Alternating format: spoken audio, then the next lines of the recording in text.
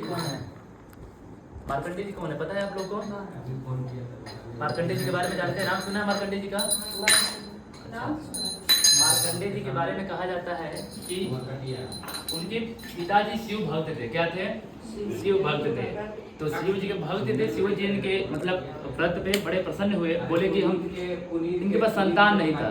जो मार्कंडेय जी के पिताजी थे, मृतंड नाम था उनका, उनके संतान की सुख उनसे वंचित है, संतान सुख से वंचित है वो। तो शिव जी की तपस्या की और शिव जी प्रसन्न हुए, तो बोले कि देखो दो प्रकार का वर दूंगा आपको। एक आपको ऐसा पुत्र दूंगा जो बड़ा लंबा जिएगा लेकिन मूर्ख होगा, और एक ऐसा दूंगा जो बहुत ओजस्वी होगा लेकिन वो कम आयु रहेगा, उसकी आयु 5 साल रहेगी। आप कौन सा चाहेंगे? अगर ऐसी शर्त आप लोग के सामने आएगी तो आप लोग क्या कहेंगे, कौन सा स्वीकार करेंगे? ऐसा मूर्ख पुत्र हो जो दिन भर आपको कष्ट दे, या एक दिन की जिंदगी हो लेकिन वो एक दिन में ऐसा कर जाए जैसे विवेकानंद जी का नाम, बहुत ज्यादा आयु नहीं थी उनकी, 32 साल 30 साल जिए होंगे लेकिन नाम अमर कर गए। शंकराचार्य मात्र 28 साल 30 साल जिए लेकिन अपना नाम अमर कर गए। तो आयु बहुत लंबी नहीं होनी चाहिए, जिंदगी बहुत बड़ी नहीं होनी चाहिए, जिंदगी छोटी हो लेकिन लंबी होनी चाहिए कि आप जाने के बाद भी लोग आपको युगों युगों तक याद करें। तो मार्कंडेय आज क्योंकि युगों युगों तक उनको याद किया जा रहा है, तो मार्कंडेय ऋषि जब उनके हुआ संतान बोले कि हमको विद्वान लड़का चाहिए, विद्वान लड़का, पिताजी को पता था कि इसकी आयु 5 साल है, उन्होंने कहा कि काम करो पुत्र, जितने लोग मिलेंगे ना सबको प्रणाम करना। क्या करना? प्रणाम करना। जब लड़का चलने फिरने लगा तो सबको प्रणाम करने लगा। और कहा जाता अभिवादन शीलस्य नित्यं वृद्धोपसेविना आयु चत्वारि वर्धन्ते आयुर्विद्या यशो बलम्। जो लड़का छोटे बच्चों के लिए, जो बच्चा अभिवादन करता है, बड़ों बुजुर्ग का सम्मान करता है, उसकी 4 चीजें बढ़ती है, आयु बढ़ता है, विद्या बढ़ता है, यश बढ़ता है और बल बढ़ता है। इसलिए छोटे बच्चों को बड़े बुजुर्ग के पास बैठना चाहिए, उनका सम्मान करना चाहिए, अपने बच्चों को हमें सिखाना चाहिए।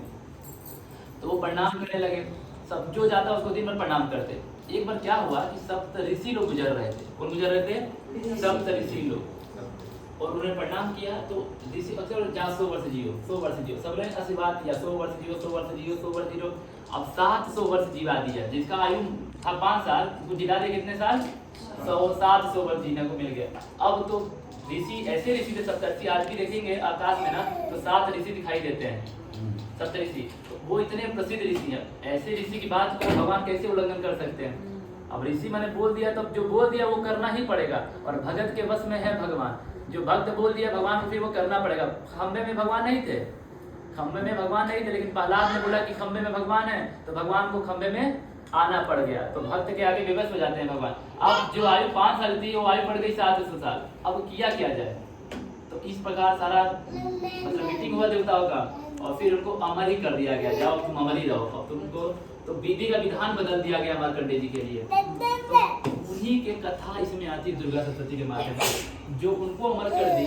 वो सोचिए हम जैसे तो जन महाराज को तो जैसे गंगा है ना, वैसे गंगा हमें पवित्र करती है, वैसे दुर्गा सप्तशती समझ लीजिए हमें पवित्र करती है। इसमें जो कथा आती है 13 अध्याय है। कितने अध्याय हैं? 13 अध्याय में। 13 अध्याय में 3 चरित्र हैं, एक प्रथम चरित्र, एक मध्यम चरित्र और एक उत्तम चरित्र। चरित्र क्या है? प्रथम चरित्र में जो है, प्रथम चरित्र में इसमें मधु केटव नामक 2 असुर हुए। भगवान विष्णु जी सैया पे थे, जैसे अभी भगवान विष्णु जी सो रहे हैं।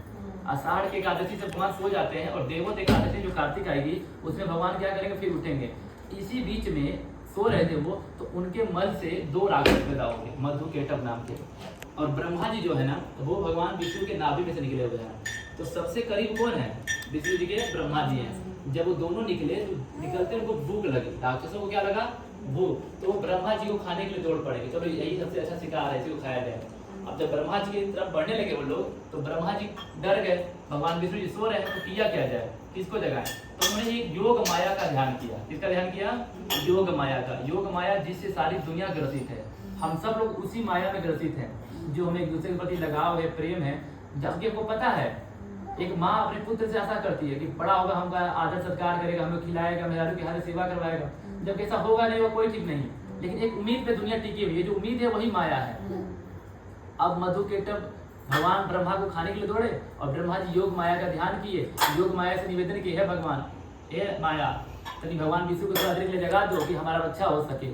और फिर योग माया ने क्या किया, भगवान विष्णु को जगाया, और फिर इनसे 5 वर्ष सहस्राणी बाहु परणे विभु, माने 5000 वर्ष तक मधु केतव से मतलब महाविष्णु जी ने लड़ाई लिया।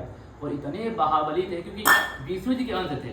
जैसे गंगा का जल आप ला देते तो गंगा जल हो जाता है, वैसे विष्णु का ही अंश होने से वो भी विष्णु भगवान की तरह ही महाबली थे और भगवान विष्णु जी उनको हरा नहीं पाए। भगवान विष्णु जी बोले कि चलो आपकी बहादुरी से बहुत प्रसन्न है, तो उनसे वरदान मांगो। तो मधुकेटव के जुबान पे माता योग माया जो थी पहले से ग्रसित थी, उन्होंने बोला तुम हार गए हो, तुम हमको क्या वरदान दोगे? जीते हम लोग, तुम वरदान मांगो, हम तुमको वरदान देना चाहते हैं।